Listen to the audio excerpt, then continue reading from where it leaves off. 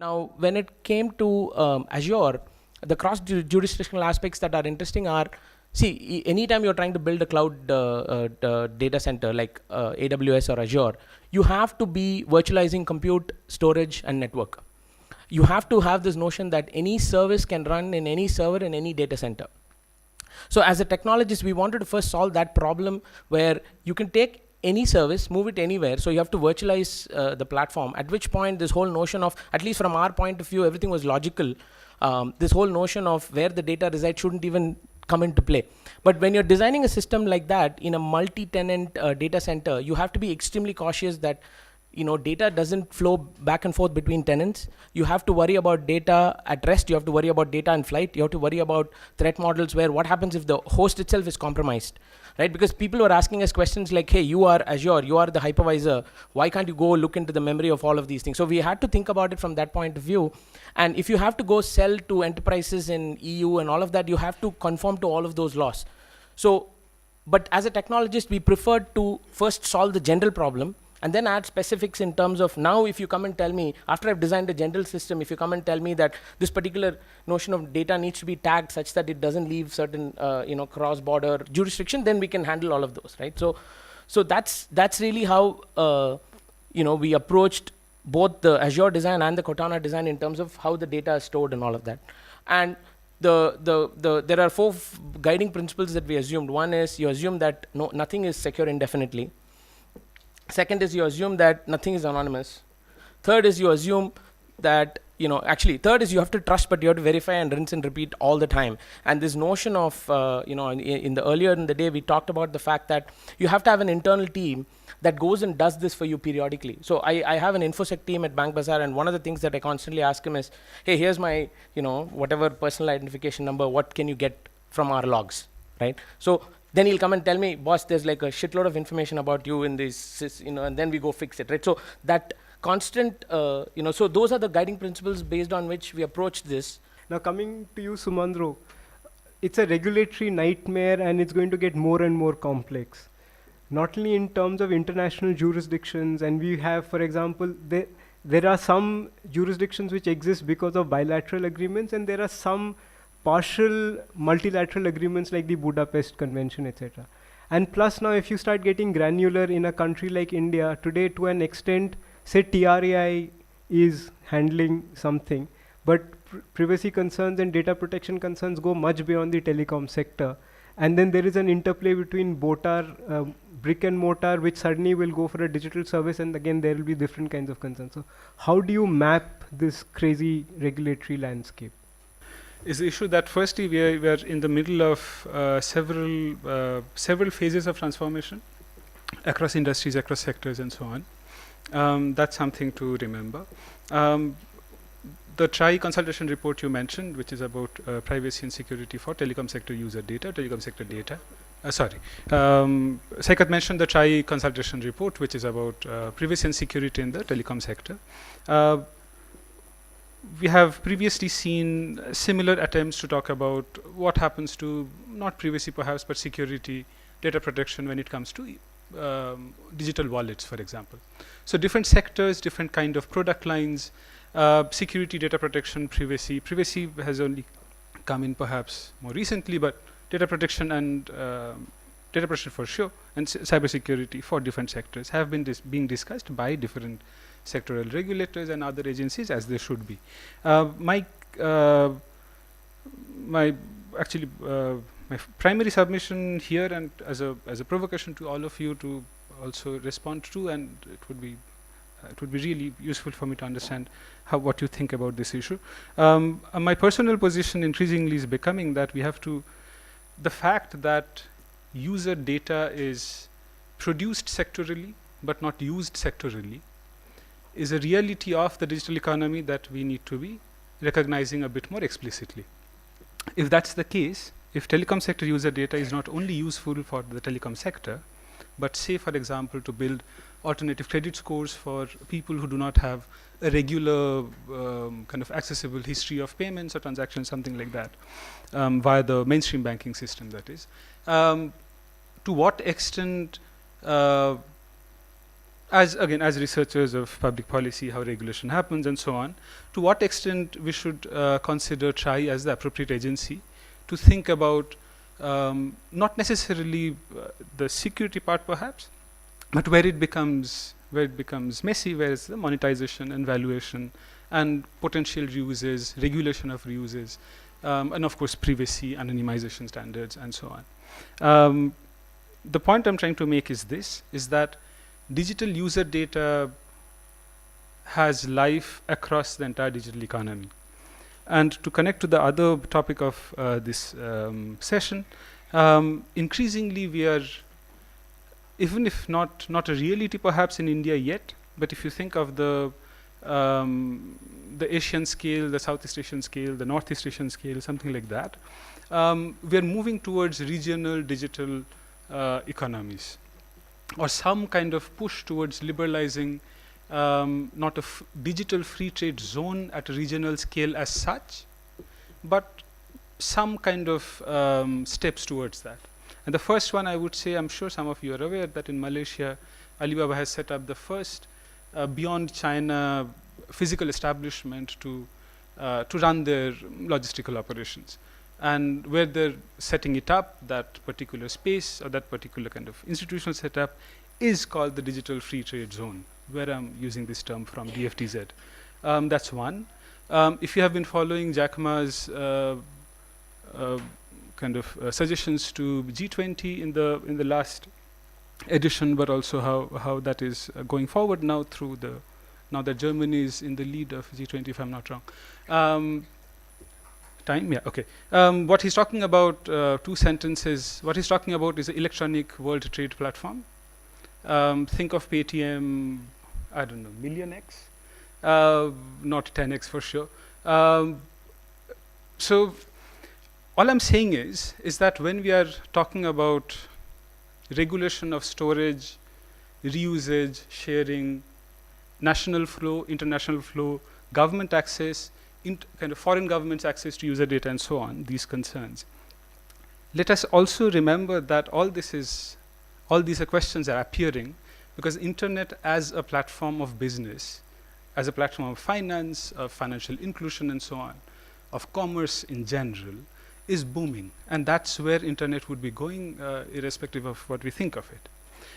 That is the business. And it is important to understand or think of, hence, going back to original question of Saikat, which is that how to make sense of this complex landscape of regulatory agencies, instruments, processes, and so on. Or as a researcher, how I see this is that we have to rationalize, we have to rethink these instruments, processes, and so on, keeping in mind the reality of the digital economy. Because that's the thing that is being regulated, that cannot be killed in the process. So I'll just quickly jump in and cheat a little on the 4-minute thing. Awesome. And also ask you this quick question that some group, we don't know who, but some people keep talking about data colonization and therefore we need to build. I'm not very sure who talks about it, but I've heard some people mention this. So from a data colonization perspective, I mean, is it really true? And which is why it also emboldens some governments to say, no, data should be within territorial boundaries because it needs greater regulation and so on and so forth. Does that really work? And do you think that's feasible? How I understand this question of data colonialism is, again, from a conceptual perspective, my understanding is that primarily it is about the network effect of that kind of social or post-Web 2.0 businesses have enjoyed. That the fact that more users joining a platform really makes that platform much more powerful than others have. They gain potentially kind of an unjustifiable amount of market power in the process. This is not to say that all these entities actually exercise such market power. And there are certain cases, antitrust cases and so on, to figure out actual situations where such things have happened. My understanding is that it is truly a concern, especially from a digital rights, citizen rights, and especially after the last verdict by the Supreme Court regarding the right to privacy issue. Apart from all the different things that gets discussed there, there's of course this kind of a very fundamental question about whether the citizen's kind of ontology or the citizen's being begins with the state, or the citizen precedes the state or not, right? That question. Similarly, one can ask whether the user data precedes the user or the user precedes the user data, in the sense that the fact that a company has allowed me to undertake certain activities online means any process data, any metadata produced during the activity, is there a necessary kind of legal agreement that such data has to be necessarily the company's property and so on? Sorry, to go back to what you were asking, I think digital colonialism is absolutely at the center of many of these discussions, especially the push for data localization. Avinash, you come from Amazon, which has pioneered in some ways the whole cloud services, etc. And you are also probably looking at actually holding data which is definitely cross-jurisdictional and it travels in flight, etc. So not only have you a question of different governments wanting to access the same data there, like you had in the Microsoft case, where a court in New York wanted to know what Microsoft is holding in a server in Ireland. So that's one particular issue, and we've also seen what has happened with the Apple case where they wanted to, etc. So how do you view this? And if you could also give a flavor of the India context, because I believe you've had some agreements with some police forces, etc. So how do you navigate the whole jurisdictional thing? Sure. Thanks, Ekman. Thanks. I think, I just have just a few points that will sort of address and hopefully address what you asked me as a question. Is that I think the first aspect that we need to look at when we're looking at the privacy regulation or legislation in this particular sphere is the economic impact of such a legislation, right? I think we're at a time in India where investments, economic activity and jobs are of prime importance, and any move to sort of veer the discussion away to anything else prematurely is going to impact across the board, right? And while we have projections of what the economic or the potential is of because of cross-border data flows, I think McKinsey did a study where it said 2.8 trillion in the next few years, and by 2025 it would be about 11 trillion is the total value of the economy, which depends on cross-border data flows, right? So it's important to take a look at that, but I think it's important to also look at what would be the impact if something was curbed. If cross-border data flows was curbed, what would be the impact on a country like India, right, which is still dependent on many other geographies for its a lot of the economic activities, right? The narrative from there clearly goes on, and which is the easiest route to take, is heavy regulation, which substitutes enforcement, and where enforcement has to be the key, right? And we've seen multiple examples of this moving towards heavy regulation because that's the easiest thing to do. You shift the responsibility to data processors and data controllers, let them handle it, and we'll come to them if there is, and put heavy penalties on them if something goes wrong, right? They have, in this particular case, and there are quite a few examples that we have established here in India itself. I mean, we have direct agreements with about 6 to 7 law enforcement agencies, state government law enforcement agencies in the country, where they have direct access to somebody, and we have set up a process where information can flow whenever required, right? Of course, there are certain parameters that need to be put in, that they need to adhere to before they ask us for this information. So surveillance and phishing aside, it's more when a crime is committed and they need to dig deeper into pulling out information as evidence to support their arguments, is when they come across to us. Even with the Central Investigative Agency also is where we have an arrangement. This is CBI.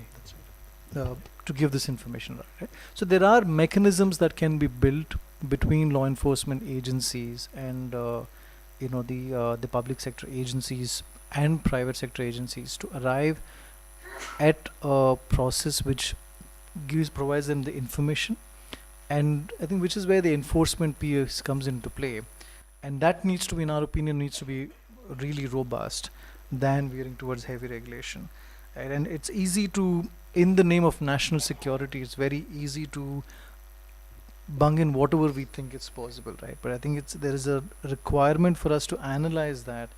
Are there any other options available to achieve national security by putting in place good mechanisms, rather than having very heavily regulated, especially in this sector, which requires a lot of innovation and is dependent on cross-border exchange of information for it to be successful.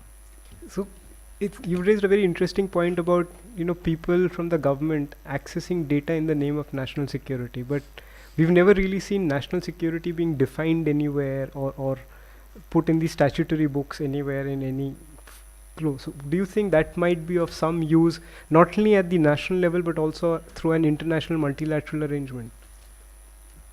Sure. I mean, I think the answer to your question is a yes, but when I said national security, what I meant was, in the name of national security, even when it comes to putting the legislation or the regulation together, there are a lot of things that get pushed in to say that, well, this is in the name of national security. Such as, if you could... I can't think of data localization, for example, itself is one of those. But I think there is, and the answer to your question is definitely yes, where classification of data is really critical, to say that what part of this data can, I mean, if you look at it, maybe just 5% or 10% of the actual data that resides today in many servers across is of a very critical nature, whether it's user data or the country's data, is really critical and needs to be protected, right? But a lot of the other data can reside in different places without it requiring the same kind of treatment as the 5 or 10% that we're looking at, right?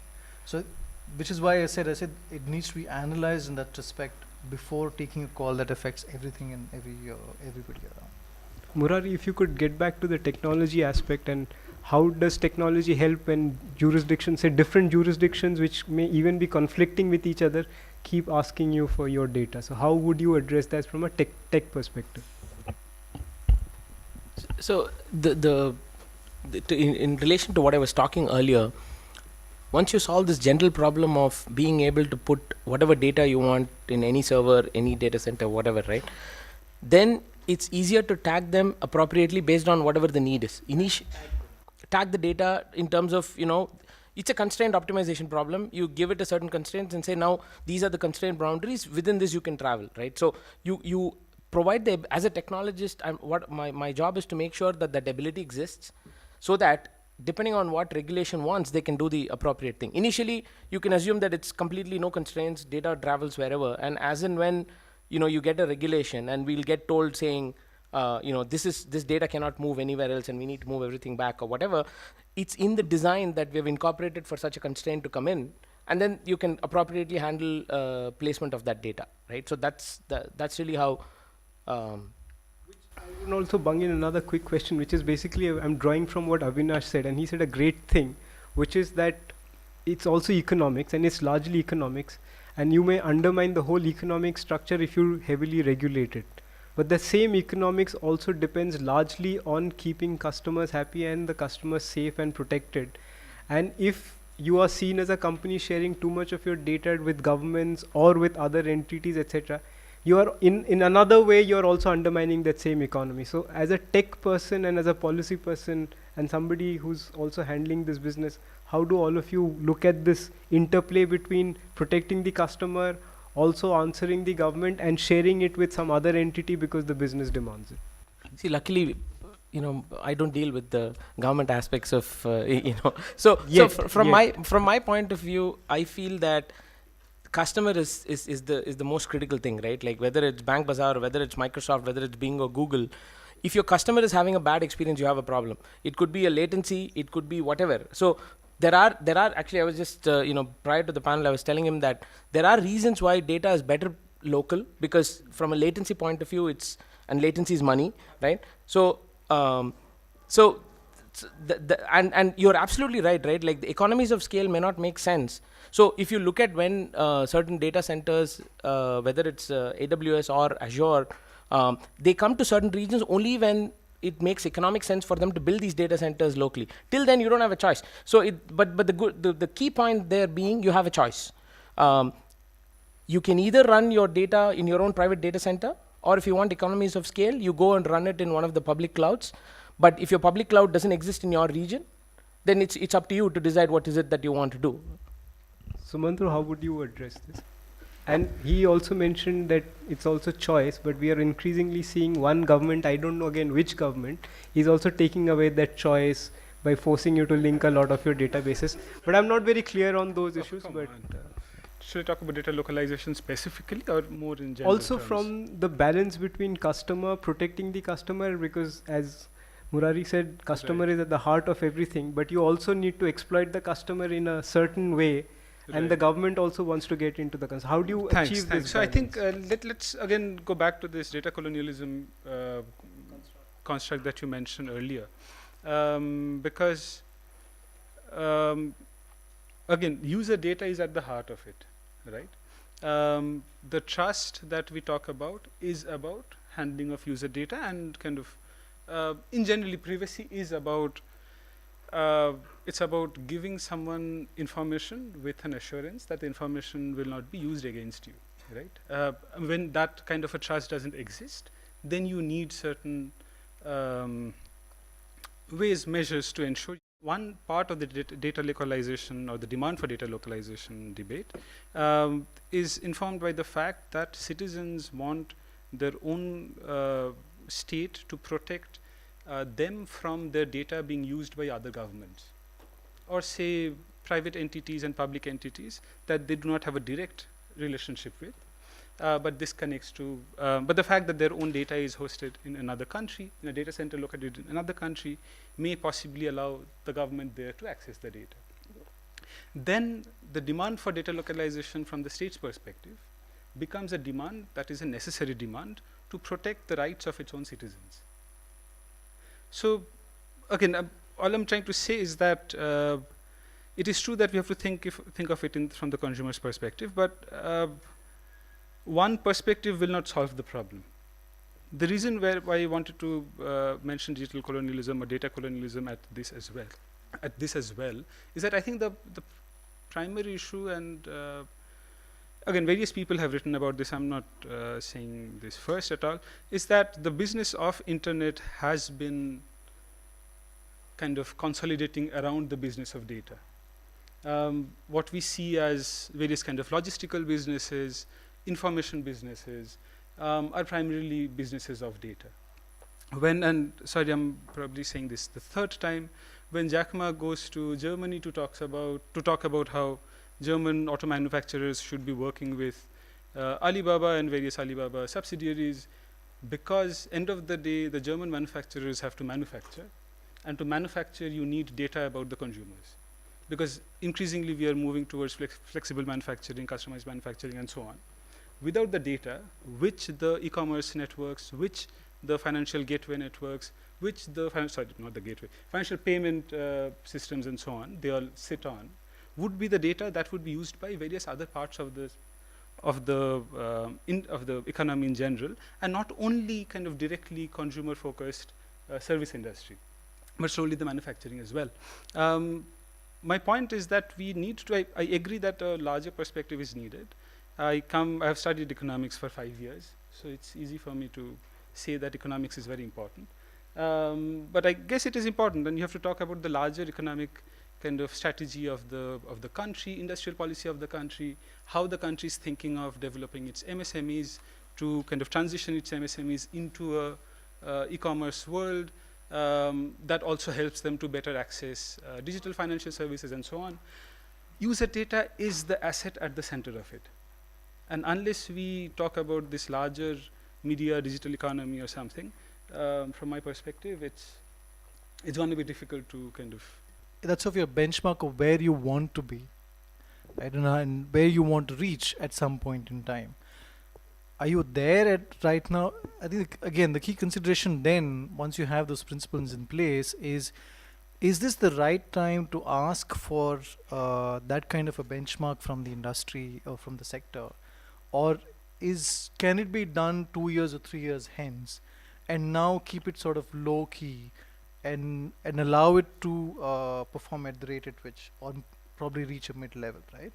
And that's where the business impact comes in. So, I mean, I completely agree that there needs to be the ideological principles, but those ideological principles need to be used in evaluating if we are, if it, one, of course, coming back to the part of business impact, is it going to impact business right now? I mean, you can have a fabulous law, you can have a fabulous legislation that's written very well, but then if it's not practical, if we cannot follow it, and it only just in our job becomes compliance rather than actually doing business, it's of no use, right?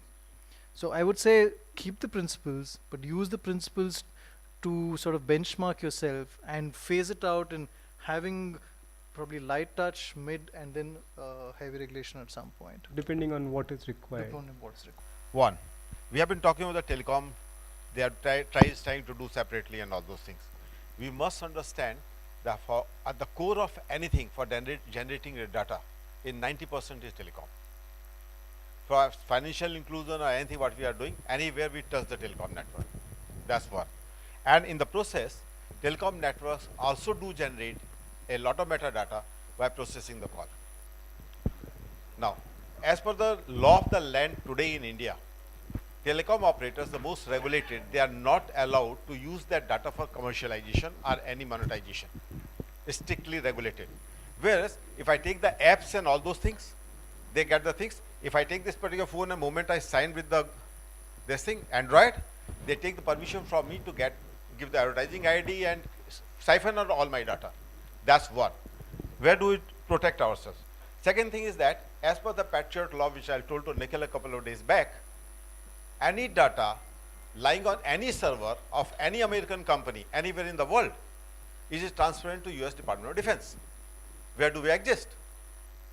Now, I have seen HPs and this and that, all those, telling me when I was in industry, look, cloud, we are in the cloud and we have kept your server in India. So 99.9999% persons think that data is safe. It's not. So there is no regulation. It's a very light regulation, rather no regulation. How do you tackle it? Third, now the customer feels it's my government in India. US government is not my government. I feel more secure in keeping my data in India in the hands of my government instead of sending it to Pakistan or China. Alibaba is making anything, I don't know what the contract they have with the Chinese government. And the second thing is that what the regulation we make, I was the regulatory man, we have to make the regulation after the regulatory impact assessment. That regulation has to be implementable and most cost effective in doing the things.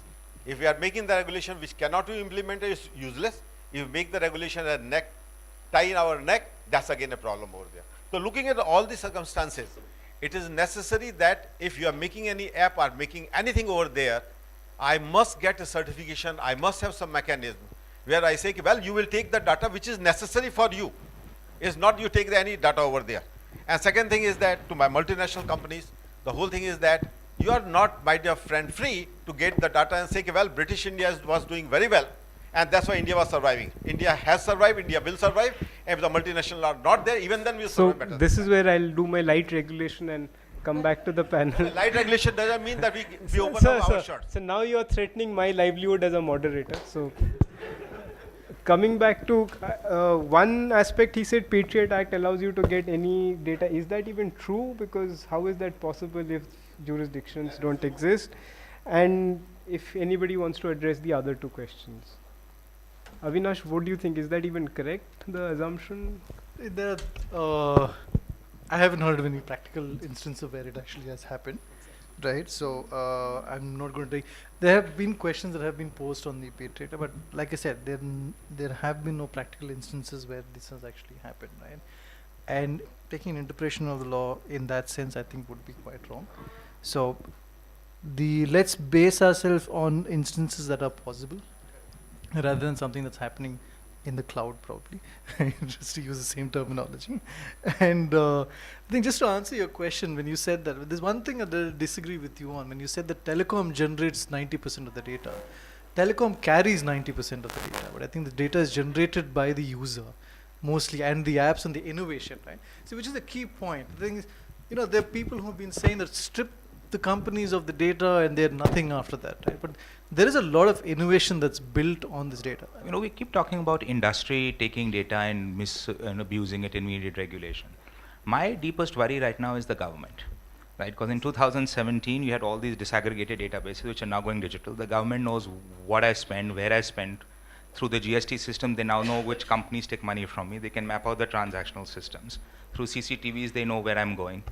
They have taps in every telecom system as far as citizens, etc. That. What, in your opinion, or what are you just describe the internal regulation that the government is putting between its departments, between its various functions to say, look, what should be the rules of data sharing inside the government, between departments? How are they safe regarding our privacy? Now it's a fundamental right. And how they're stopping from either individuals or department from abusing the fact that they now have this aggregate data and it's now useful and they can do something with it. You earlier said that you have MOUs with various interdepartmental organizations, police organizations for sharing data. This is AWS data, this is Amazon data, what kind of data? If I'm Zomato and I have a AWS server, can they source in any form of data? What exactly is the MOU? Let's sign an agreement and then I'll tell you what kind of data. From what I know, I do not know of any such clear sharing kind of protocol. For public data sharing, there is National Data Sharing and Accessibility Policy, but that is data that one government agency can share publicly with another government agency and hence with the citizen as well, is the portal that was mentioned as well. Apart from that, there are some precedents in terms of regulation around how a particular department can share data. And this is especially in the context of the Office of the Registrar General of India, which runs the census, which is the only kind of completely de-anonymized full enumeration that is done by any government agency in India, hence requires kind of further kind of privacy and security protocols. And ORGI is under certain regulations. They cannot share unit level data that is non-anonymized data and so on. They share at the ward level aggregation, something like that. But apart from that, there aren't, from what I understand, there aren't any general kind of guidelines regarding sharing sensitive data across government agencies, which, yeah, and many of the current kind of data challenges that is emerging from the government is connected to that very well. The fact that there doesn't exist any kind of clear guidelines about how to, for example, report, how to point out through other means, and so on, when such a situation happens. Is there a committee somewhere that's doing this? So I can add some bits to what he has already said. Most of the data would be asked for some form of surveillance or the other, economic or any other thing. So for example, in the Aadhaar Act, Section 29 gives you some protection, but Section 32 takes away some of those protections because it says in the name of national security we can take this. There are certain agencies, and Nikhil has done a terrific compilation of this on MediaNama. You can pay me later on for all this promotion. But he's done a terrific compilation. For example, NatGrid, there is no law, we don't know, it's not under RTI, but they can take 22 databases and ask them to share this data under certain circumstances. So we have no clue where that will go.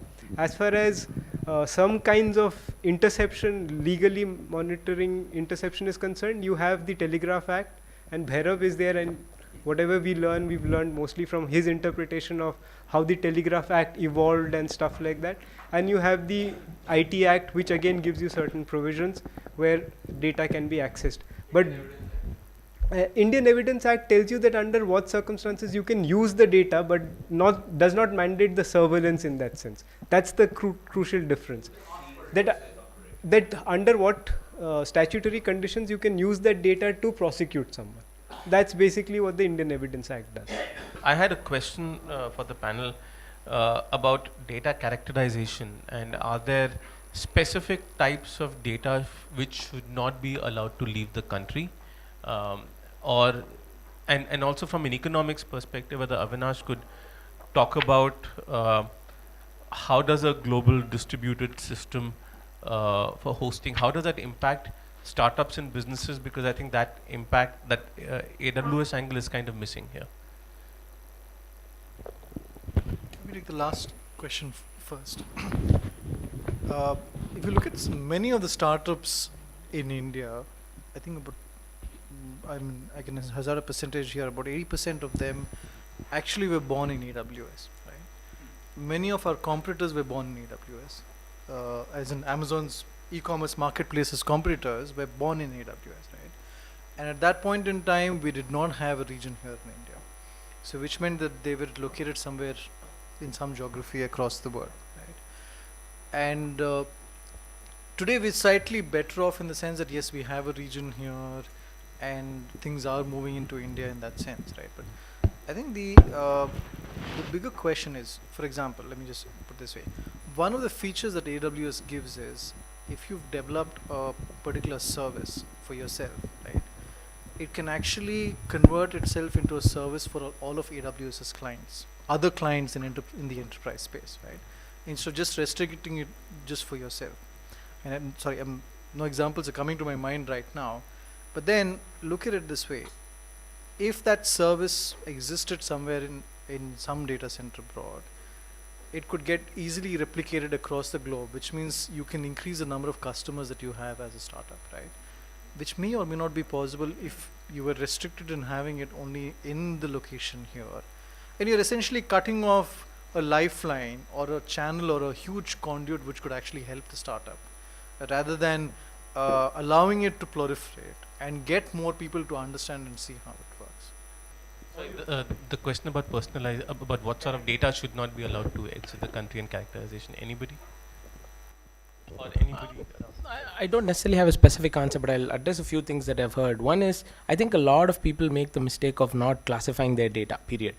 Very few companies have a data classification policy. After that, once you have a policy, you have to make sure that, ensure that data is correctly tagged, right? Because only certain things fall under, highly sensitive and stuff like that. That classification itself doesn't exist for a lot of cases, let alone, think in terms of what data can go out and what can't go. But I'm also not that much in favor of thinking about it from like how the professor was asking, which is restricting within India doesn't necessarily, I don't know what it biases, because today we are in a highly heterogeneous environment, right? Every device that I'm using is probably from a different country, the protocols are designed somewhere else and all that. So this notion that, something is within my geography, therefore is secure is really not right. But if you look at how EU solved this problem, right? Like we were speaking about the data protection initiative, and the generalized version says, as long as a EU resident's data is being acted on, no matter where, the protections apply. And then they get everybody to, subscribe to that, audits are done for that, and you have to be clear of that before you can go, right? So, that's. So you're talking more of a safe harbor kind of a regime, just like that used to exist between the EU and the US. No, I don't mean that. But the general version of the data protection initiative says, no, as long as you are processing data of a EU resident, no matter where you're processing, the laws apply, which is more protective than, this notion that just because something stays in India, like if I go into my data center right now, I don't know which of those equipment was manufactured by anybody in India, right? So there's no guarantee that, just because it's inside the boundaries of a country, it's safe. So I can just add to that very quickly that there is a data classification policy many times, like in the government there is a classification, what is confidential, what is secret, etc. So those will kick in at some level, but that will be mostly data of governments. I don't know how the government would ever try and classify data held by citizens, because once it gets aggregated, for example, if a bunch of people from the military are giving out some kind of data because of the jobs they do, maybe that may be classified in a certain way, but I don't know how you will be able to do it nationally. So I think it's unfair and untrue to say that the government is not doing anything about internal sharing of data.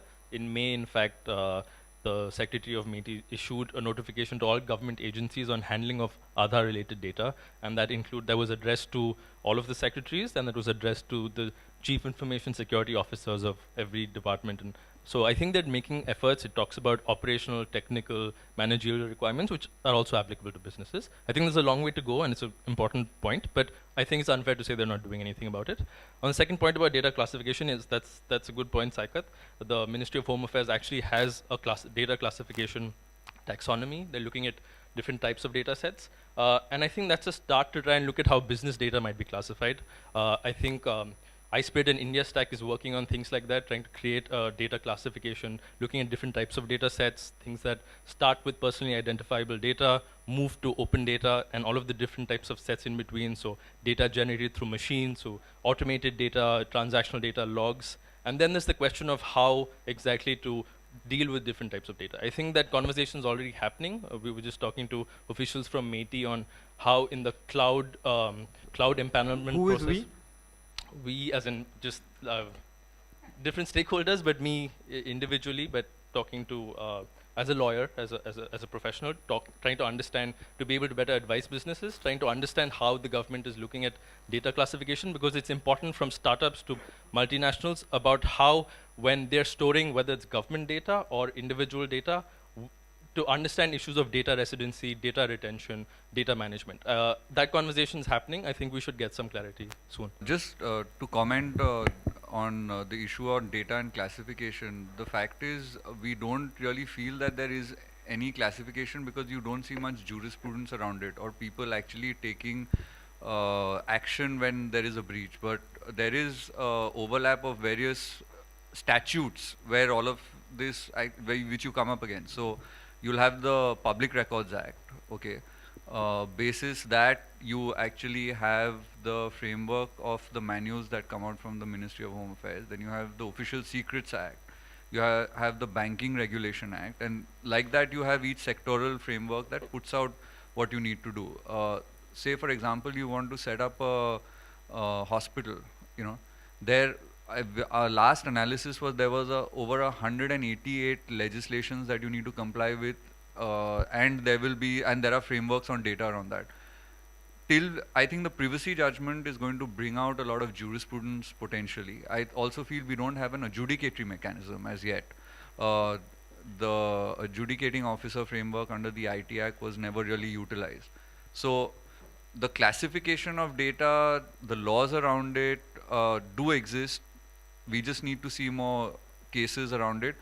The point of failure at the moment is we don't have an adjudicatory mechanism. I don't think everyone going to every high court and district court is a solution for that. You need to have a specialized framework. What about something like the Cyber Appellate Tribunal or something? So Cyber Appellate Tribunal has gone into TDSAT right now. So the Cyber Appellate Tribunal is an appeal from an adjudicating officer. The adjudicating officer in most states is actually the Principal Secretary IT in each state. Some states have actually, for example, Bengal has put an IPS officer because they look at those violations as crime. And they say eventually there'll have to be a crime framework there, so they've put a IG level person designated who's also in charge of cybercrime. So appeals from that end up going to the Cyber Appellate Tribunal, but Cyber Appellate Tribunal, having brought together by TDSAT, has one Supreme Court judge and the other two are people from the telecom service who are officers there. So you've got three people who are looking at telecom disputes and everything coming out of there, and you're broadcasting. Now you've added this entire piece around the data, and you now have a privacy judgment that's come out. So I think things are will come to a head. You need to have I think you need a cyberspace tribunal that looks at issues around cyberspace, and appeals go in maybe directly to the Supreme Court, and you can't have disparate judgments, I think, in this area. You need, the reason for that is telecom is a central subject. It applies across the board. IT is again a central subject. Now if you have each individual high court interpreting how that was to be applied in each jurisdiction, it'll lead to a mess. It'll lead to a disaggregation of market, confusion amongst consumers as well as businesses that are there. So I feel there's a lot of engineering that has to be done in this. Just to quickly answer part of the question that you asked, that what kind of data can they share, from what I understand and what he actually said, Avinash did point out that they will not allow any kind of surveillance data. They will not allow any kind of phishing where law enforcement agency is trying to fish for data. But what they will want is that a crime has been committed as per law as a basic parameter before they would share that information. But his question is that, you know, at a conceptual level, if let's say AWS is because of the kind of cloud services it is giving, let's say it is also holding different kinds of companies' data. So somebody, instead of going to that company, where to say come to a cloud service, where whose responsibility does that lie? Let's say it is my data. I am, let's say, I'm. Needs to come to you. It needs to come to me, even though AWS is okay. You are the owner of the data. That sort of makes sense. No, but you have one issue in that is that we haven't resolved the criminal procedure code. Basically means anyone who's in possession of information. So that's a difficulty that actually still needs to be resolved in this system. I think the gap in not having an encryption policy framework is a major issue, because the safe harbor would come in if we were to be able to have a structured framework around encryption policy. And that's where I think we went wrong, as everybody, probably everyone in this room has been involved in that framework, that we didn't really have a discussion around even the draft that was put out by government. Because But I think they're trying to address that. they're trying to address that, but I think we would have been at an advantage as citizens and as businesses and everybody if we had something tangible to have a discussion around, you know. Correct. Absolutely. So CRPC is a major issue, I think, which people don't think of ordinarily, and we need to figure that out. Yeah, you had a question. Yeah, so I have a question for all the legal experts in the room. I think we are talking about data being hosted locally in country and not, right? So for example, I wouldn't want my, Aadhaar data or whatever being hosted by some other country. So with regards to when it comes to local laws of a specific country, they will obviously have higher priority over being able to, get a warrant and get access to that data over what some other country might say about it, right?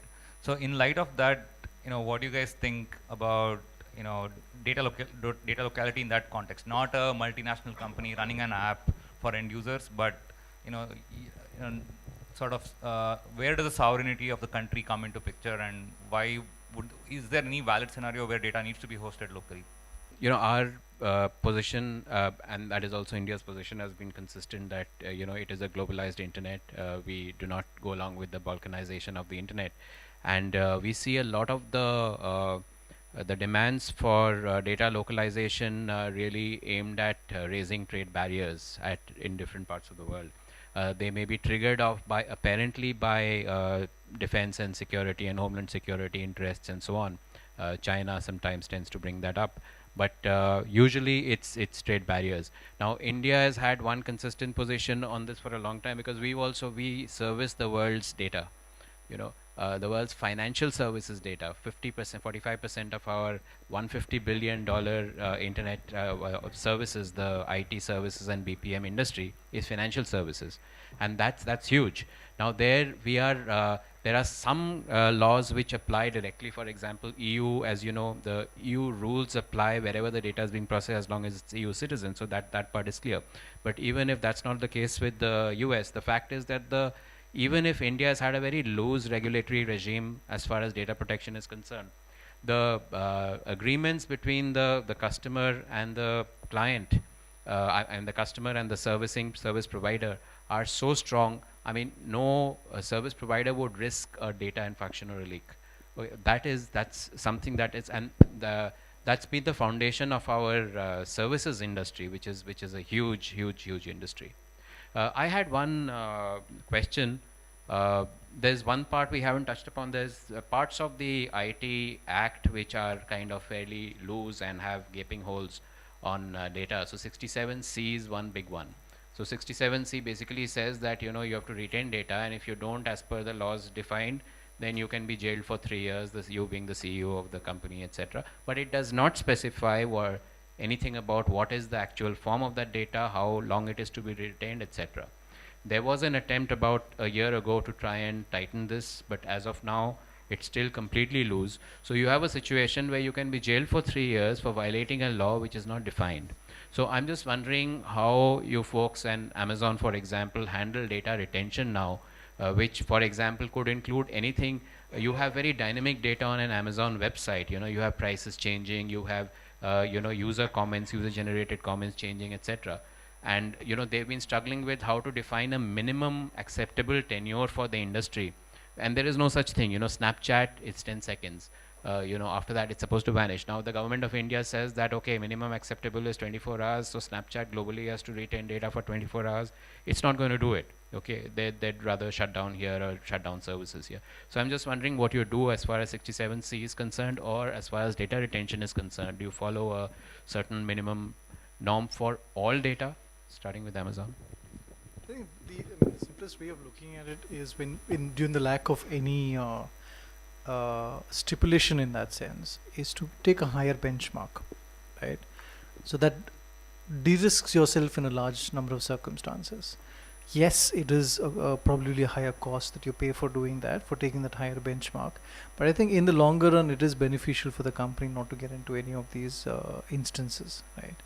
And if you look at any of our installations, right, whether it's payments, whether it's the Amazon dynamic data that you mentioned on the marketplace, or AWS or any of those, it's always better to take that one step ahead and say that, well, if this is the benchmark that the government wants you to do or anybody else is doing, let's go a step higher and see how much more we can tighten it ourselves, or be a little more prudent and be a little more responsible in that sense, right? Because any adverse effect is finally going to affect our credibility and reputation, which means it affects how customers perceive us. And in a company like Amazon, which is so the sole mantra that we live on is customer obsession, right? Everything starts with the customer and ends with the customer, right? And that's something that I'm sure no company wants to compromise on, for sure. So I had a follow-up. Sorry, if I may just add one point, your question, which was you were paraphrasing and following up on that question about law enforcement query which could happen to if your data was on AWS, and you answered that no, they should go to you. Actually, the point is that they can very well come to you, and you will have to have a response for that.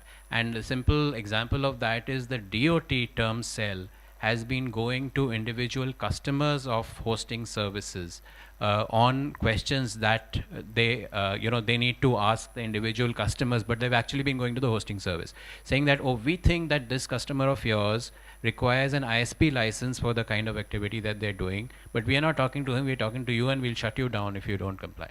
It's very so easy therefore, a law enforcement agency goes to you and says the Sykut's data is with you, please give it to us. You will have to have an answer for that. It's the easiest thing to do, right? I mean, you're seeing it manifest itself in different parts of the IT sector. And in the e-commerce space, it's the government could not collect tax, so they come and tell us, why did you collect the tax for us? Since anyway these guys are on your marketplace and they're selling there, you know how much data they have, cut a portion of it and give it to us, we don't want to do our jobs. The TCS. So, I mean, it's similar here also, and why should we be doing our job when they have this system, they're an IT company, they're innovative, they will just give the information to us. So it's very easy for them to do that, right? I think, but the response exactly is the same, which is the thing is it my data? Who owns it, right? When you don't on the marketplace, you don't let me control the price, right? But you want me to understand how much he's sold, what he's sold, and give you a portion of it so that you can control it yourself. Which is saying that I don't control the data that, going back to a cycle, let's say it's Cycle's data, I don't control it, it's not my data at all, right? He's using it for a certain role, and he owns that portion of it. Wherever it resides, it's his ownership, it's his responsibilities. Finally, it has to come back to him. I hope that continues to play true, but I don't think that is. Yeah, last. Yeah, my comment was on the data sovereignty piece. I think we need to look at how models have actually worked where you attach sovereignty to data, and that you can draw as distinct from localization. Say, let's look at what Canada does on how you say whether municipal law or international law would apply. Canada, for data that comes in from overseas, asks its own local law enforcement to show nexus, because they wanted to promote data centers in their country, to show nexus with the data that's from overseas that they want to access. So they create mechanisms from an operational perspective on what to do. Estonia's opened their data embassy in Luxembourg. So it's cited somewhere else, but you've used legal instruments to be able to protect and create that sovereignty. So I think we need to look at that as distinct from physical, but it requires everyone to recognize it also. On 67C, the solution is actually, it's pretty simple, because you only need to comply if it has been specified on data retention, etc., based on the type of intermediary you are. So you will have a sectoral regulation perhaps, and if you violated that, then you could face penalties over here. But it just depends on whether it's been specified or not. If it hasn't been specified, you don't need to retain it, frankly.